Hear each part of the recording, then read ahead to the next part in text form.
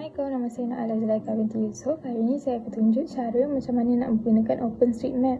Sebelum tu, kita perlulah tahu apa itu OpenStreetMap. OpenStreetMap ni ialah peta digital percuma yang membolehkan pengguna melihat dan menggunakan data lokasi seperti jalan, bangunan dan kawasan sekitar untuk pelbagai tujuan.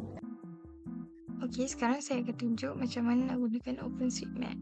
So, OpenStreetMap ni kita boleh je guna dekat Google ataupun Safari. So, kita tulis je OpenStreetMap. Pada buka tu, dah tulis OpenStreetMap tu, kita boleh je tekan yang ni. Nampak ni, yang ni dia ada OpenStreetMap, dia tulis OpenStreetMap ni, kita tekan je dia. Okay, bila dah tekan tu, OpenStreetMap ni kita kena login tau. So, kita login je, macam biasa. Login. Kalau tak ada account, kita boleh sign up. Kalau dah ada account, kita login je.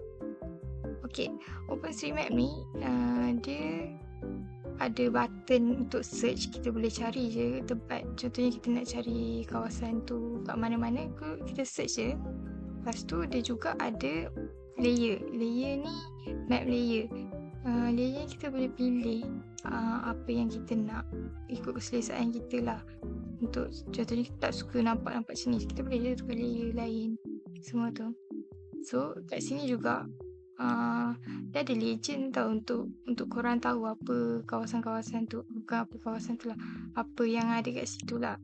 So, contohnya macam jalan ni kan, korang macam apa ni, colour ni apa maksud dia, ni apa maksud dia. So korang boleh je tekan ni, legend ni.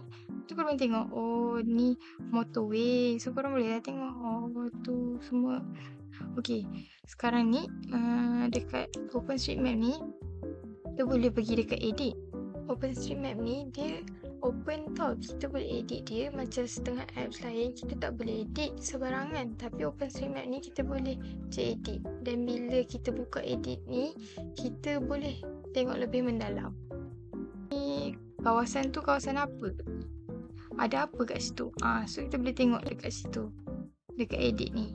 So macam ni kita nampak dia, dari tadi kat map tu kita tengok, biasa-biasa je. Dekat sini, serabut juga. So kita boleh tengok lah apa ada kat sini. Macam mana jalan-jalan dia. Macam tadi kita nampak macam merah je sekali semua kan. Kita boleh tengok, ni jalan mahala ke sana, mahala ke sini. So kita boleh tengok lah kat sini. Kita boleh tengok, sini ada kubur, ada bukit. So kita boleh je tengok semua ni. Tengok ni, dia boleh nampak, ada bukit semua tu.